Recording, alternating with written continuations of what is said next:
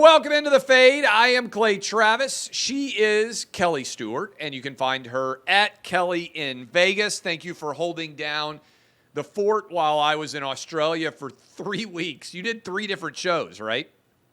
I did, and it was great. A good friend of the show, Todd Furman, filled in for you 1 week, and then I had a couple of guests lined up. One, unfortunately, had a mishap. His computer and all of his audio equipment got stolen, so my good friend Joe Ranieri filled in for the final 2 weeks. We absolutely crushed it. I don't know if you're the bad luck, if the combination of both of us is the bad luck, but I finally had a good couple of weeks in the NFL. Nice. Well, I went 5-2 last week with the OutKick 6-pack, so 6-pack plus 1. How much did Furman take shots at me on the show? I wasn't able to watch. Pretty much the entire show. I think there was at least 3 or 4 like underlying digs that, could have stung a little bit, knowing how more effeminate you are now after watching The Crown. I'm going to get to that in a minute, but I actually was going to have you set odds on a question that I had. So Laura and I went to go watch Michigan win the title over Washington. She's a Michigan alum. We flew in and out on the same day on a private plane. The weather ended up being bad, and we were bouncing around some in the plane. And I don't want to die in general. I'm anti-death. But I definitely didn't want to die in like a tragic accident, because I don't want people to be able to gloat over me dying. How many actual named people do you think would post something celebrating if I had died in a plane crash? Like, I don't mean, like John4694, at hotmail.com who set up a Twitter account. I mean, like, legitimate people like that we would D-list know. Celebrities and above? Yeah, maybe like D-list celebrities in like sports media. Like, how many people do you think would? This is why I don't want to die. I don't want them to be able to enjoy me dying. How many people do you think would send a tweet like, "Well, 2024 is off to a good start. It may be a rough year, but at least Clay Travis is dead." Like, what's your over/under? What would you set the line at? People who would celebrate me dying that actually make a living in sports or media. Clay, a long time ago when I started a podcast, many, many moons ago, when I probably first met you even at the Westgate when we did the March Madness there for Fox, I started doing a podcast there with their sportsbook director, and he told me, Kelly, there are many losers in sports media.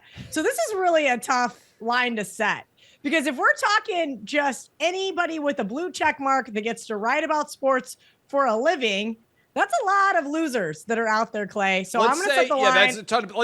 Let's set the line at 10,000 or more Twitter followers, right? Because that's not a huge number, but it would at least like cut out people who, because people in general try to get attention, as you well know, on social media by reacting to news stories. So let's set it at 10,000 or above. I'm going to go 144 and a half.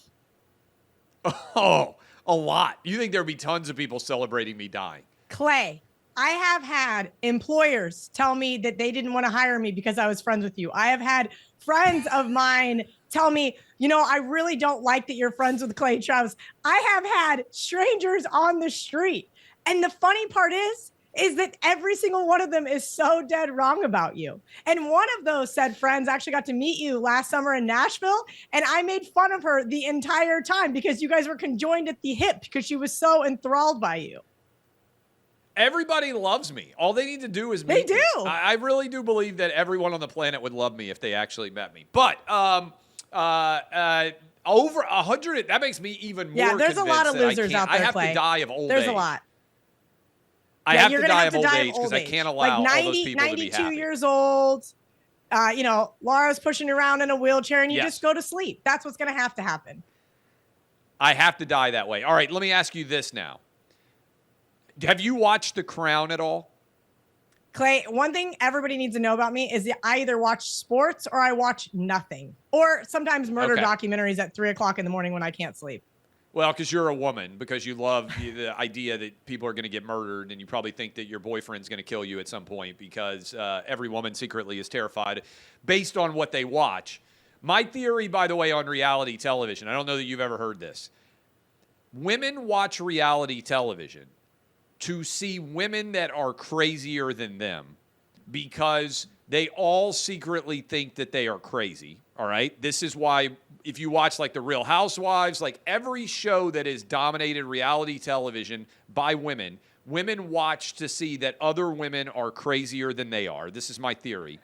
Men watch reality television because they want to see men who are bigger badasses than them, right? Like, so if you put wrestling, certainly if you include sports, but if you're like ice road truckers or like gold miners or whatever, men watch aspirational badass guys who could kick their ass because men want to be more of badasses than they are, and all men secretly are afraid that they're not badass enough, and women are all secretly afraid that they're crazy. So men look aspirationally to watch television. Women watch to watch other women and prove that they're not as crazy, at least as those women. Do you buy my theory? I buy your theory. I must just be in the minority here. I think reality TV is just absolute and utter garbage. I'm sure it's entertaining to some, but I have far better things I'd rather do with my time recreationally than watch a bunch of women that I wouldn't like in real life just be catty and absolute and utter monsters to one another. I have an embarrassing amount of knowledge of the Real Housewives solely based on walking in while my wife watches the Real Housewives show. So I'm not proud of it, but I could actually break all that down. All right, now, college football ends. Last night, Laura says, hey, do you want to watch The Crown with me? I am a history nerd. I sat down and I watched The Crown. It is the episodes where Princess Di died. Episode 3 and 4, Season 6. No spoiler alert here, but in case you didn't know, Princess Diana died in 1997. I cried during The Crown episodes 3 and 4. Does that make you trust me less? Trust is interesting. So having effeminate behavior is always uncomfortable for me. Having a super alpha male father, like you were talking about, like the guys that got to be able to do everything. I met your dad. He's awesome. Great guy. I hope he watches occasionally. But yes, alpha man. But so I think it's very interesting to have men that do show emotion. Now, it's not always a bad thing, though, because it actually shows that you have some compassion, that you have some vulnerability. So I'm going to go, yeah, it makes me trust you more, because those guys with the very neutral expression, never happy, never mad, never sad, kind of freak me out because they are so afraid of being vulnerable. And I think those two things actually have a connection as far as trust goes. Look at your wife. She's probably very vulnerable towards you because she trusts you, because you guys have been together for a long time versus Laura's not. tougher than me. My wife is tougher than me, but not just because she had 3 children and yeah, but she's just tougher. She's better shape, better boxer. We box 3 days a week at the house, one of the rich, ridiculous things that we do. All right, so I'm still alive. I cannot die because I don't want people who hate me to celebrate. But I do want to go at least 6-0 this weekend with NFL Wildcard Weekend. So let's start off. I'm going to go in order that they're on the ticket, right? And I think this is the order that they're actually played, although I haven't paid a lot of attention to the – I'm already worried about trying to figure out how to watch this damn game on Peacock. Don't even get me started on that. But Browns-Texans. Texans get in 10-7. Titans, I'm still in disbelief that Mike Vrabel got fired. Texans get in because the Titans beat the Jags. Jags are out of the playoffs. Browns with Joe Flacco on the road against the Texans. I like 2 things in this game, Kelly. I like the Browns minus the 2.5, and I like the over 44.5 in this game. Now, the Browns defense has been a bit of an enigma. Sometimes they just come out and absolutely shut down everybody. Nobody can block Myles Garrett. Jadeveon Clowney is able to get to the quarterback. This Jim Schwartz-led defense is dominant at times. Other times, though, they just don't show up, like Gardner Minshew's just slicing and dicing them. I think the over will hit. I think C.J. Stroud will play well in front of the home crowd in NRG Stadium, where I was just watching the title game on Monday. I like Joe Flacco, though, to come in, I can't believe I'm saying this, in 2024. He typically has played very well in the postseason, if you remember it historically. He doesn't show a lot of emotion. He would not cry during the crown. I've got the Browns -2.5 and the over. Do you like either of those sides? Do you agree or disagree? I do lean towards the Browns with you, Clay. Do you want to guess which quarterback has the best ATS record out of these 12 quarterbacks? Is it Joe Flacco? It's Joe Flacco. He's 11-4 in the postseason. It is ridiculous. When I saw that this morning, great stat. I do lean the Browns with you here, but I think this is an excellent opportunity with a lower total here, under 45, to be able to tease the Texans. The playoffs are typically just pick the winner, right? Whether you like the dog or you like the favorite, just pick the winner. They win outright. Let me double check my notes. 86.2% of the time. So I would say that the Browns are going to win this game. That probably means they're going to cover the 2.5, but I don't think they're going to blow out this Texans offense. Now, CJ Stroud, rookie in the playoffs, those types of situations are always interesting because you don't know what you're going to get. All right, so next game. Dolphins on the road against the Chiefs. The Dolphins basically had the AFC East locked up. They collapsed down the stretch. They lose at home against the Bills, who we'll get to in a moment. Chiefs have not been very good, let's be honest, down the stretch either. Chiefs are a 4-point favorite, over under 44.5 in this one. I might be crazy on it. Obviously, Waddle has had health-related issues. In terms of being able to stay healthy on the field. Tua has not been the same guy that he was earlier in the season. Issues at running back. I think the Dolphins, though, go on the road, keep this one close. The number's out to 4. I'm going to take the Dolphins +4 against the Chiefs. What say you? I think you should wait, Clay, because I think you're going to get a 4.5. Money's coming in on the Chiefs, and kind of rightfully so. The Dolphins really concern me with their cluster injuries, not only in the wide receiver position, but in the defense here. And Tua, 0-4 in his career when playing in temperature below 10 degrees. That's kind of an interesting stat here, but I think a lot's going to be made of the weather this week, and that means everybody's going to want to bet the under. So I'm going to do the contrarian thing, look towards the over here. I actually think that the Dolphins can put up enough points to keep it close with the Chiefs, hopefully enough to get the cover for you and to go over 44.5 for me. All right, Steelers, Bills. By the way, these are the two Saturday games that we just discussed. Now we're moving into the Sunday games. I'm mentioning that because I want to make sure everybody gets their bets in. Sometimes it sneaks up on you, the Saturday games, everything else. Steelers at the Bills. This is a big number, double-digit favorite. I'm going to hang the Bills. And I know Mike Tomlin's great. I know the Steelers have a solid defense. I know Mason Rudolph has been better. I hear everybody in the Steel City. I just think the Bills are rounding into shape at the right time. I think they can shut down this Steelers offense. I don't think it has to be a high-scoring game. This, to me, feels like 21-10, 24-6, something like that.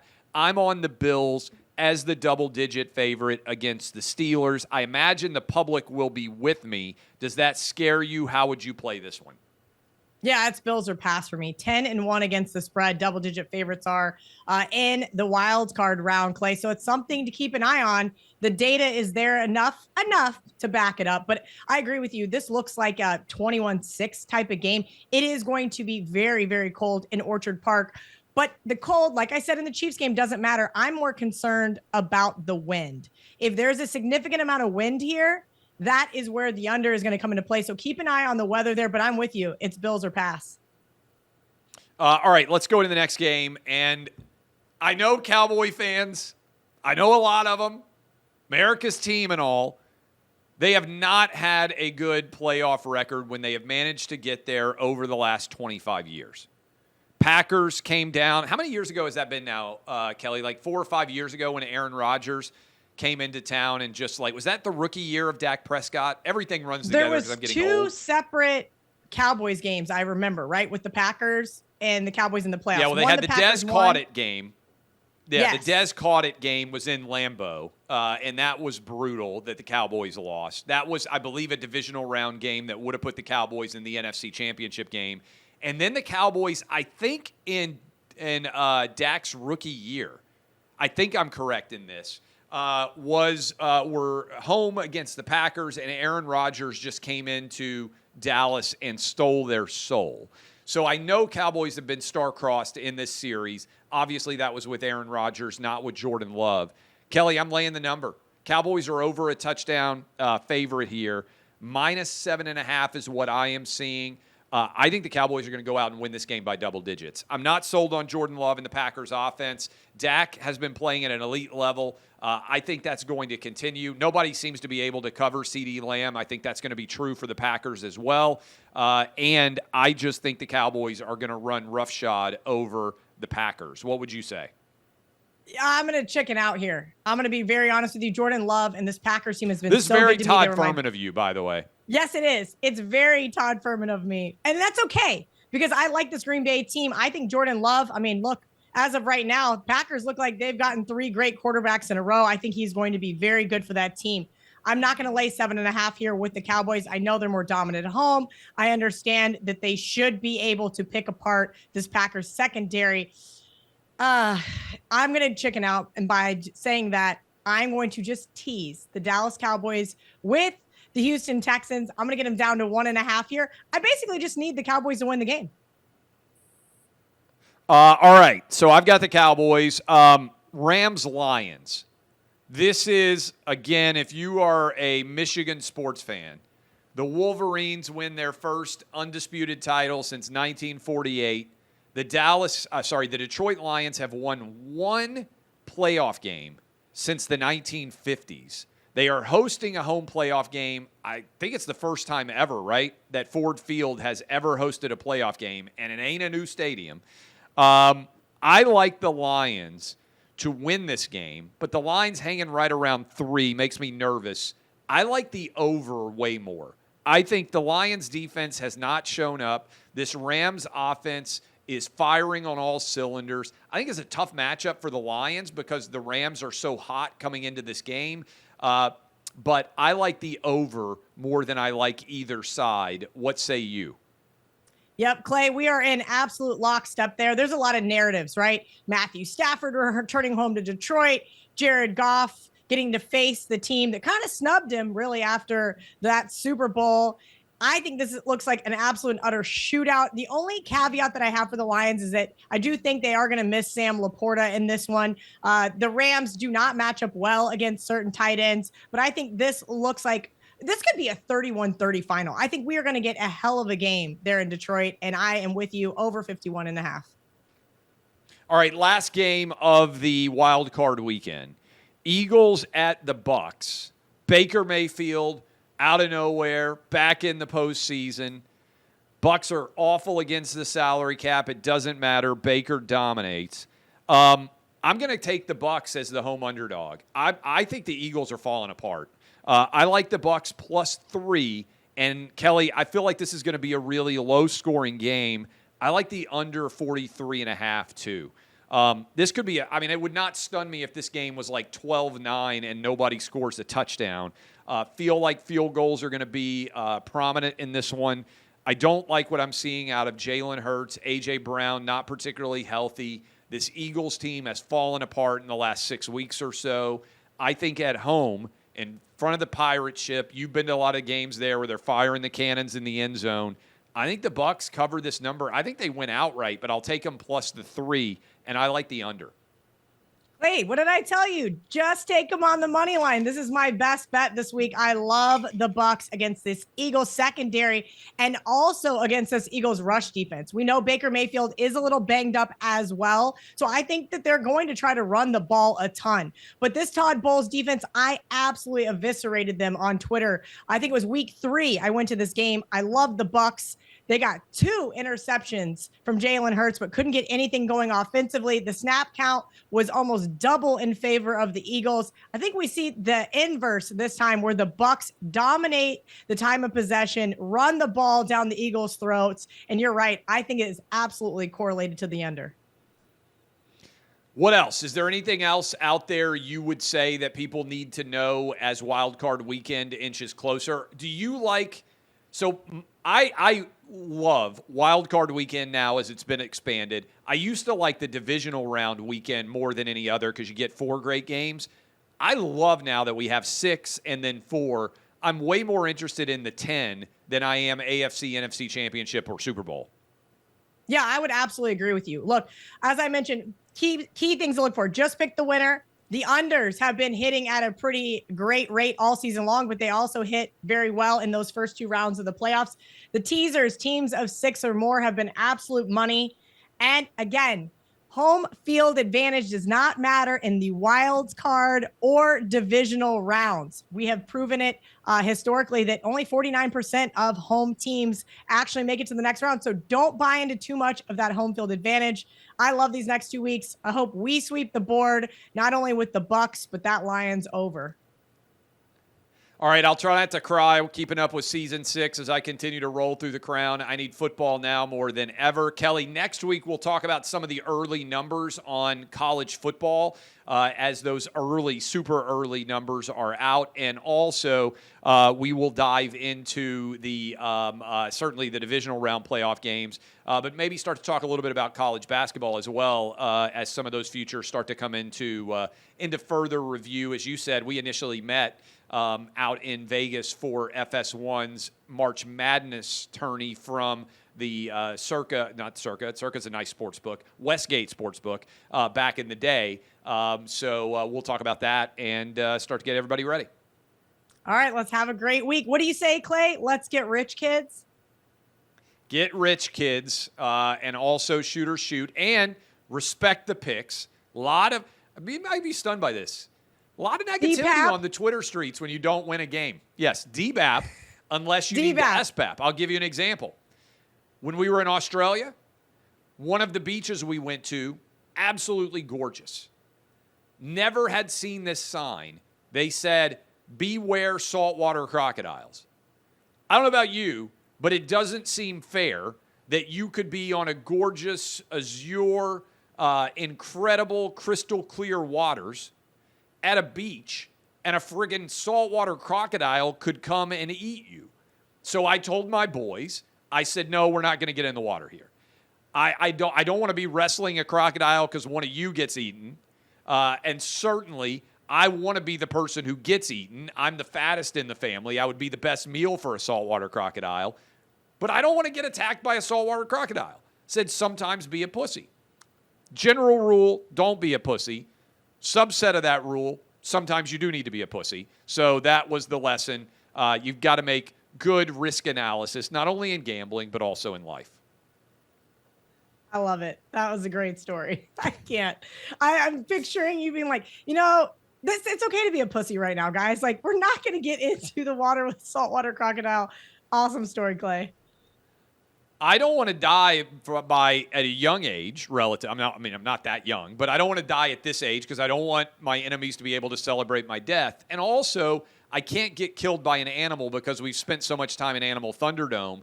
There would just be so much audio of me talking trash about animals, and then one of them eats me. It would be the ultimate old takes exposed. All right, we'll talk next week. Good luck with the bets. Tap the veins. Let's all get rich.